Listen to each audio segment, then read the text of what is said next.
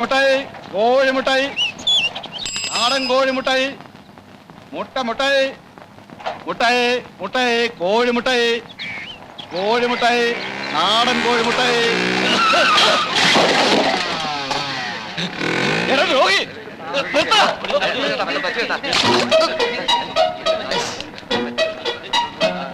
കോഴിയല്ല പറന്നു മുട്ടായിരുന്നു.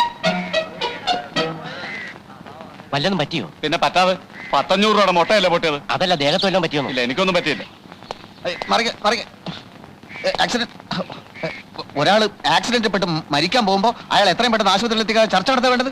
വരും എവിടേക്ക്? ആശുപത്രിയിലേക്ക്. അതിന് മാത്രം ഒന്നുമില്ല. അത് നിങ്ങളെല്ലാം തീരുമാനിക്കേണ്ടത്. നടക്കാനാ പറഞ്ഞത്. വിട്, നിങ്ങൾ ആരാ? Jeep jeep. എനിക്ക് കുഴപ്പമൊന്നും ഇല്ലാന്ന്. കുഴപ്പമില്ല, നിങ്ങളെല്ലാം ഇനി ഇട്ടോളൂ. അങ്ങോട്ട് കേറ്. ഞാൻ ഈ ആക്സിഡന്റ് ഉണ്ടായാലും എല്ലാവരും രക്ഷിക്കുന്നതാ. നേരെ ശങ്കരമംഗല ആശുപത്രിയിലോട്ട് പോട്ടെ.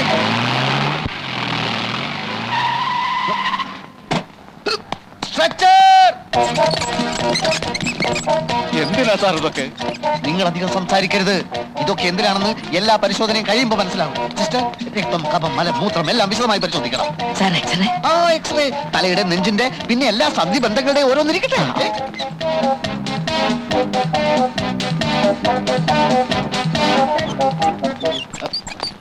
എല്ലാം എടുത്തല്ലോ? എടുത്തു സാർ. ഇതിലും ഭേദം ആക്സിഡന്റ് ഞാനങ്ങ് ചത്തു പോകുന്നതായിരുന്നു. അതിന് ഇനിയും സമയമുണ്ടല്ലോ. എല്ലാ പരിശോധനയും ചേർത്ത് ബില്ല് എന്ത് വരും? 1500 വരും സാർ. Very good. എങ്കിലും നേരെ ഡോക്ടറെ കൊണ്ടുപോയി കാണിക്ക്. എക്സ്റേ, പരിശോധന റിപ്പോർട്ട് എല്ലാം കാണിക്കണം. ഓപ്പറേഷൻ വേണ്ടി വന്നാൽ അത് ഉടൻ ചെയ്യാൻ ഏർപ്പാട് ചെയ്തേക്കും. ഒന്നിനും ഒരു കുറവും വരുത്തണ്ട. എന്റെ ഭഗവാനെ. ചെല്ലേ ശ്വാസം വലിച്ചു വിട്ടെ.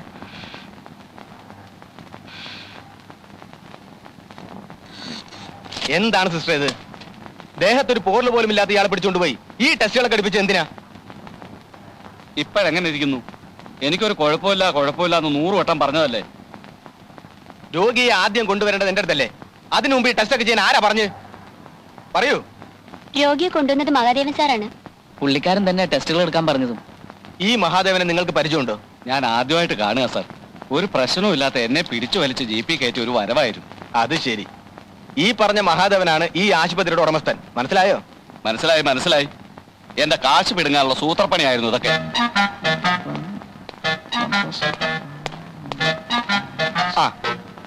മഹാദേവൻ സാറ് ചെയ്ത ഒരു വലിയ കാര്യ. 5 മിനിറ്റ് വൈകിരുന്നെങ്കിൽ ആ മുട്ടക്കാരൻ തട്ടിപ്പോയനെ. എനിക്ക് തോന്നി ഓപ്പറേഷൻ ചെയ്തേക്കാം അല്ലേ? സാറിന്റെ അഭിപ്രായം പറഞ്ഞോളൂ. എന്ത് വേണേ ചെയ്യാം. കാലും കൈയും തലയും എല്ലാം ഓപ്പറേറ്റ് ചെയ്യാം. എന്താ? അതൊക്കെ ഡോക്ടറുടെ ഇഷ്ടം. എന്തായാലും അയാളെ ഒരു 2-3 മാസം ഇവിടെ കിടത്താനുള്ള ഒരു വകുപ്പുണ്ടാക്കിയാൽ വളരെ നല്ലത്.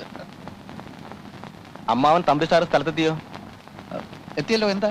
അല്ല, 2 പേരോടും ചേർത്ത് എനിക്ക് ചില കാര്യങ്ങൾ പറയാനുണ്ടായിരുന്നു. പറഞ്ഞോളൂ, ഞാനത് അമ്മാവനെ അറിയിച്ചാ പോരെ? അങ്ങനെയാലും മതി. മറ്റൊന്നുമല്ല, ഇത്രയും കഷ്ടപ്പെട്ട് ഒരു ആശുപത്രി നടത്തുന്നതിന് നല്ലത് കട്ടപ്പാറ എടുത്തുകൊണ്ട് രാത്രിയിൽ ഇറങ്ങുന്നതാ കക്കാൻ.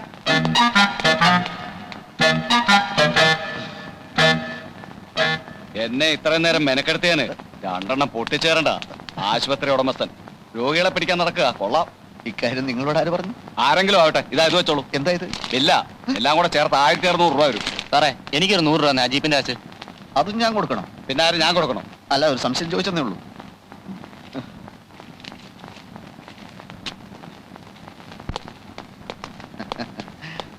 ആ മുട്ടക്കാരൻ രോഗിയോട് ഞാനാണ് ഈ സ്ഥാപനത്തിന്റെ ഉടമസ്ഥൻ എന്ന് ഡോക്ടർ പറഞ്ഞു.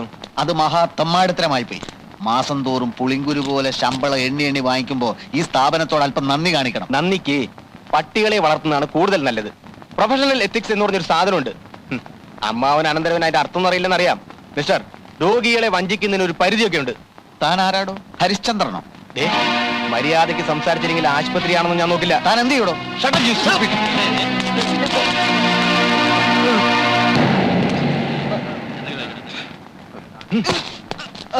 കള്ള പരീക്ഷകൾ. ആത്മാഭിമാനമുള്ള ഒരാൾക്ക് ഇവിടെ ജോലി ചെയ്യാൻ കഴിയില്ല. തന്റെ ജോലിയും കൂലിയും എനിക്ക് വേണ്ടോ? സർ, ഡോക്ടറോട് പോകരുതെന്ന് പറ. രോഗികളുടെ കാര്യം ആകെ പ്രശ്നത്തിലാവും. രോഗികൾ എനിക്ക് പ്രശ്നമല്ല. എന്റെ ശമ്പളക്കാരന്റെ ചൊൽപ്പടിക്ക് ഞാൻ നിൽക്കണോ? പോട്ടെ, എല്ലാവരും പോട്ടെ. വേണമെങ്കിൽ നിങ്ങൾക്കും പോകാം. ആരും ഇല്ലെങ്കിലും ഞാൻ ആശുപത്രി നടത്തും. ഡോക്ടർ എവിടെ, മരുന്ന് എവിടെ എന്ന് ചോദിച്ച് അവൻ എന്റെ മെക്കിട്ട് കയറാൻ വന്നു. അവനെ മാത്രം കുറ്റം പറഞ്ഞിട്ട് കാര്യമില്ല. ഞാനൊന്ന് ക്ഷോഭിച്ചു. എന്റെ ദൈവമേ, അവനും ഒന്ന് ക്ഷോഭിച്ചു. സാവിത്രി, ഈ കാണുന്നൊക്കെ അവന്റെ സംഭാവനയാണ്. ആശുപത്രിയിൽ ഡോക്ടറും മരുന്നൊന്നുമില്ലേ? പിന്നെ മരുന്നുണ്ട്, പക്ഷെ ഡോക്ടർ ഇല്ല. ഡോക്ടർ എവിടെ പോയി? പതിവ് പോലെ പിരിഞ്ഞുപോയി. വിവരവും വിദ്യാഭ്യാസവും സംസ്കാരവും ഇല്ലാത്ത കഴുത. ആര്? ഡോക്ടറോ? അല്ല, എന്റെ അനന്തരവൻ. ആശുപത്രി ചുമതല ഞാൻ നോക്കിക്കൊള്ളാവുന്ന പല വട്ടം ആ തെണ്ടിയോട് ഞാൻ പറഞ്ഞതാ. ഫൂൾ. മാന്യന്മാരോട് പെരുമാറാൻ അറിയാൻ മേല, സംസാരിക്കാൻ അറിയാൻ മേല. ഒരു മാസത്തിനിടയ്ക്ക് ഇത് 3ാമത്തെ ഡോക്ടറാ പിരിഞ്ഞു പോകുന്നത്. ഇതിങ്ങനെ തുടർന്നാൽ ആ ആശുപത്രി വളപ്പിൽ തന്നെ ഒരു കുഴി കുത്തി എന്നെ അങ്ങോട്ട് മൂടിയാ മതി. ഉരുത്തം കൊട്ട കഴുത. കൈക്ക് ഭയങ്കര വേദന. വാ വാ. അമ്മാവൻ നേരത്തെ ഇങ്ങ് പോന്നോ? കിട്ടേണ്ടത് കിട്ടിക്കഴിഞ്ഞാ പിന്നെ അവിടെ നിൽക്കേണ്ട കാര്യമില്ലല്ലോ. എന്ത് പറ്റി അമ്മാവ, മുഖത്തും ദേഹത്തൊക്കെ? അതെ, ഒരു പശു ഓടിച്ചപ്പം മറിഞ്ഞു വീണതാ. അയ്യോ അയ്യോ. മോൻ എവിടെ ആയിരുന്നു? ആശുപത്രിയിലൊന്നും കണ്ടില്ല? അവിടുത്തെ സ്ഥിതി വഷളാവെന്ന് തോന്നിയപ്പോ ഞാനൊന്ന് മാറി നിന്നതാ. ഡോക്ടറെ ഞാൻ പിരിച്ചുവിട്ടല്ലോ. ആ കാര്യം എന്നെ ഒന്ന് അറിയിച്ചിരുന്നെങ്കിൽ ആ ആസ്മാക്കാരന്റെ കൂടെയുള്ളവന്റെ കയ്യിൽ നിന്ന് രക്ഷപ്പെടായിരുന്നു. അയ്യോ, ഇത് അയാൾ തല്ലിയതാണോ? ഭാഗ്യം, അതെനിക്ക് കിട്ടേണ്ട അടിയായിരുന്നു. എന്താ മഹാദേവ, ആശുപത്രിയിൽ ഒരു ഡോക്ടർ സ്ഥിരമായി നിൽക്കുന്നില്ലല്ലോ? അമ്മായി, ഈ ഇരിക്കുന്നത് എന്റെ അമ്മാവനല്ല, ദൈവ. എന്റെ ദൈവ. ആ ദൈവത്തെ തെണ്ടി, ചെറ്റ, നാറി എന്നൊക്കെ ഒരു ഡോക്ടറല്ല, ഒരു IAS വിളിച്ചാൽ പോലും ഞാൻ സഹിക്കില്ല. എനിക്കും തോന്നി എന്തെങ്കിലും കാര്യമായ കാരണങ്ങളില്ലാതെ നീ ഒരാളെയും പിരിച്ചുവിടില്ല. നമുക്ക് അടച്ചിടാം അമ്മാവ. ആശുപത്രി അടച്ചിടാം. നമ്മളെ കയ്യിൽ നിന്ന് ശമ്പളവും വാങ്ങി നമ്മളെ തന്നെ തെറിവിളിക്കുന്ന അമ്മാരെയും വെച്ചോണ്ട് എന്തിനീ സ്ഥാപനം മുമ്പോട്ട് പോണം? നിന്നോട് വെള്ളം ചൂടാക്കാൻ ഞാൻ പറഞ്ഞായിരുന്നു. മഹാദേവ, എന്തോ? ആ ആശുപത്രിയും അവിടെയുള്ള സ്വത്തുക്കളും നിന്റെ അച്ഛൻ നിന്റെ പേർക്ക് എഴുതി വെച്ചിരിക്കുകയാണല്ലോ. അപ്പൊ നിനക്കത് അടച്ചിടുകയോ തുറന്നിടുകയോ എന്ത് വേണമെങ്കിലും ചെയ്യാം. ഞാൻ നിന്റെ ആരും അല്ലല്ലോ. അച്ഛനും അമ്മയും ചെറുപ്പത്തിലേ നഷ്ടപ്പെട്ടു പോയ നിന്നെ പൊന്നുപോലെ പോറ്റി വളർത്തിയ ഞാൻ നിന്റെ ആരും അല്ലല്ലോ. അമ്മാവ, ആശുപത്രി അടച്ചിടുക എന്ന് പറഞ്ഞാൽ അത് പിന്നീട് ഗംഭീരമായി തുറക്കാൻ വേണ്ടിയാ. അതെപ്പോ? നന്ദിനി ലണ്ടനിൽ നിന്ന് FRCS കഴിഞ്ഞ് വരുമ്പോ, ഞങ്ങളുടെ കല്യാണം കഴിയുമ്പോ ഭർത്താവിന്റെ ഹോസ്പിറ്റലിൽ FRCS ഭാര്യ ഡോക്ടറായി ഇരിക്കുക എന്നത് തന്നെ നാലാള് കേൾക്കുമ്പോ ഒരു സുഖല്ലേ? പിന്നെ ആശുപത്രി അടയ്ക്കുന്ന പ്രശ്നമേ ഇല്ല. 24 മണിക്കൂർ ഇതിങ്ങനെ പ്രവർത്തിച്ചുകൊണ്ടേ ഇരിക്കും. അത് നടക്കുവോ? അതെന്താ അമ്മാവ നടക്കാതെ? അതെ, അവക്ക് ഈയിടെയായിട്ട് നിന്നെ കുറിച്ച് അത്ര മതിപ്പില്ല. കത്തിനൊരു സൂചന ഉണ്ടായിരുന്നു.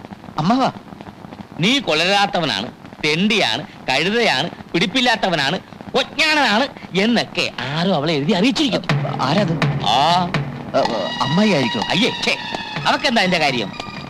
നിന്നെ കണ്ണു കീറി കണ്ടുകൂടാത്ത ആരോ ഒരാൾ. ആരായിരിക്കും അമ്മാവ അത്? അതല്ലേ എനിക്കും അത്ഭുതം. കാര്യം അവൾ എന്റെ മോളാണെങ്കിലും ലണ്ടനിലൊക്കെ പഠിച്ചു വരുന്ന പെണ്ണോട് നമുക്ക് വല്ലതും നിർബന്ധിക്കാൻ പറ്റുമോ?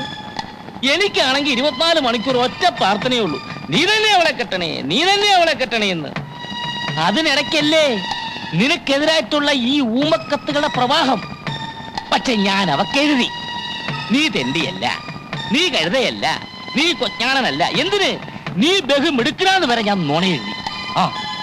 പക്ഷേ അവള് വിശ്വസിച്ചായിട്ട് തോന്നുന്നില്ല. ഈ തെറ്റിദ്ധാരണ മാറ്റാൻ എന്താ ഒരു വഴി? ഞാൻ ആലോചിച്ചിട്ട് ഒറ്റ പ്രതിവിധിയെ കാണുന്നുള്ളൂ. നിന്റെ പേരുള്ള സ്വത്തുക്കൾ മുഴുവൻ അവിടെ വീട്ടിലേക്ക് എഴുതി വെച്ച് നോക്കാം. എന്നിട്ടത് രജിസ്റ്റർ ചെയ്ത് അതിന്റെ ഒരു ഫോട്ടോസ്റ്റാറ്റ് കോപ്പി ലണ്ടനിലേക്ക് അയച്ചു നോക്കാം. അവിടെ മനസ്സ് മാറുന്നെങ്കിൽ മാറട്ടെന്നേ. പിന്നൊരു കാര്യം, എന്റെ പൊന്നു മഹാദേവ, ഈ ബുദ്ധി ഞാനാ പറഞ്ഞു തന്നെന്ന് ഒരു കാരണവശാലും അവൾ അറിയാൻ ഇടയാകരുത്. അത് ഉണ്ടാവാ